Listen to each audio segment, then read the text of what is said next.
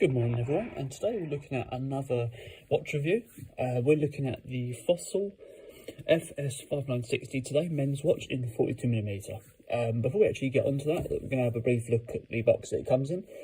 So looking at the box here, this is just a plain sort of tin-like with a simple lift-off lid fashion. No folded lid to it with nice smooth rounded edges. In terms of the weight of the box seems very light, and the box, as you can see, is only very small compared to someone's hands, probably not much bigger than my first finger. Before we actually move on to that watch though, I'm just going to briefly introduce you to the Tissot Pepsi quartz movement. Please feel free to check out the review of this on my channel. Excellent little Pepsi if you don't want to be paying obviously the hundreds of thousands for a real one. You can always just pay. I paid $500 for this from Tissot back in 2015, so it's an excellent little purchase if you want a simple Pepsi quartz watch. But for today's video, we're going to look at the Fossil watch, as mentioned. So, inside the box, let's have a little look. And get the lid off.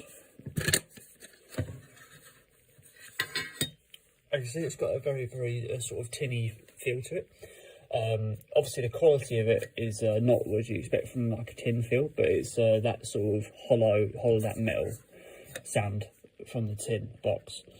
So obviously you've got your manual inside, your Fossil manual, and actually in with the watch you've got a simple piece of cardboard acting as like a sock to display that Fossil watch for you, and nothing else inside, just a simple hard inside padding. Move that to one side.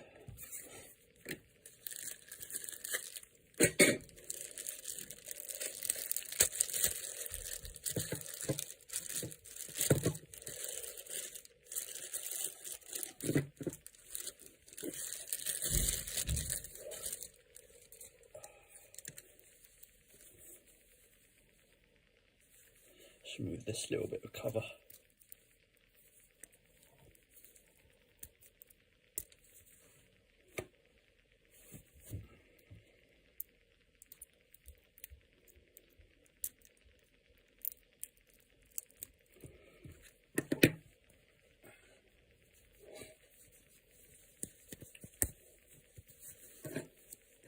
So here we go. This is the Fossil FS5960. A little initial look at the watch.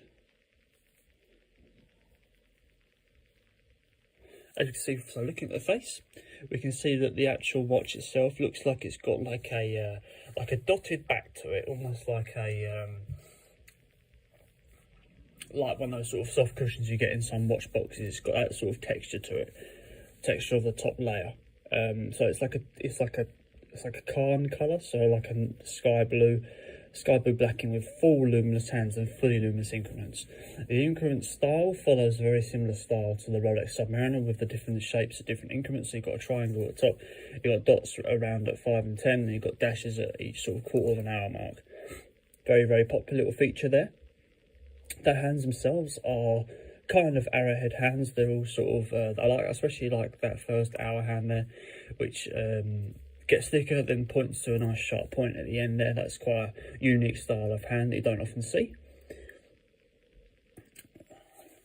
So a little bit closer. You've got inside the face here, you've got an indented 45-degree angle on the dashes of the face. I think it's 45 degree. It might be a little bit sharper than that. So it might be a little bit, it's probably about 80 or 70 degree angle there. Often they're either 45 degree or completely flat. This one seems to have a slight indentation here. The second sound is also fully luminous and obviously offering that black option with a cyclops eye to enhance the date function look. So the actual specs of this watch, the watch sits at 42mm with a case thickness across here of 11mm. Did I say 42 centimeters? Sorry, 42mm and 11mm across. In terms of the weight of the watch is 70 grams. I had a look at that before I started. And the price of the watch is only about £80. It's not a bad little stylish watch for that sort of price point. Obviously offering that nice little blue colour there. Glass type, look at a flat mineral glass, waterproof to 100 meters, as it says on the face right here at the bottom. looking at the bezel itself, so the bezel is a sort of an older style bezel with the rough indentations to help you move the bezel as well. The bezel does move. It's very, very stiff to move that bezel. It is unidirectional, appears to be. It's a very, very stiff bezel. Offers like an old-fashioned style Submariner look with the little tiny numbers around the sides, acting as like a ruler sort of style in terms of the shape of the numbers. Yeah, full stainless steel, thick bezel here with a black plate on top of it as well. So looking at the actual casing next to it, the casing is mirror finished stainless steel, going all the way around to the side as well. You've got a little bit of brushed effect on the edges here, similar to a Submariner, and more chrome finish on the inside here. And also you're looking at the crown. The crown has also got a matte finish with a chrome mirror finish on the side. So overall, it's a good contrast of mirrored and lined finish to the stainless steel. Give it a little bit of a shake. Components seem to be well put together, so that's always a bonus. Nothing's fallen off. So around to the back.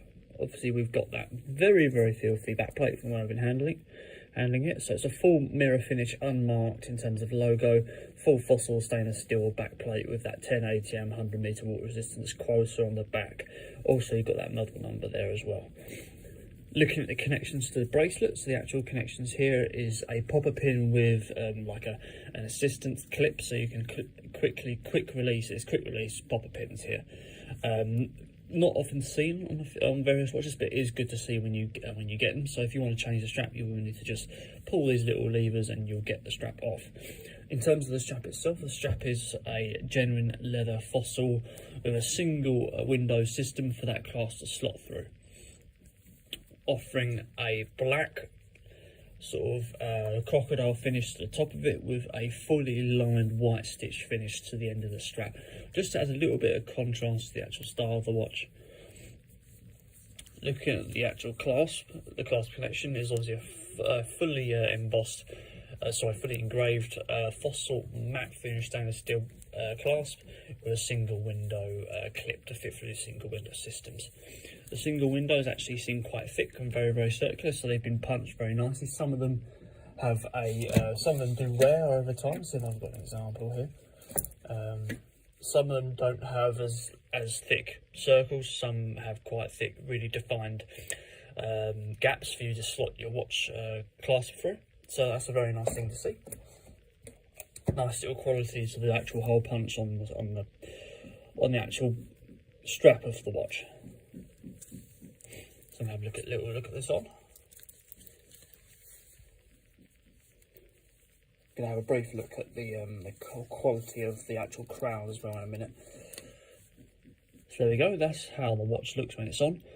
I'm not sure about the faded sort of black, the fading black to the bezel here at the end, but it's quite a unique sort of style watch. I quite like the touch of it. Yeah, it's a nice style, I'd say, but I don't know if it's quite my taste. But it's let's have a look at the quality of the clasp movement. Sorry, the crown movement.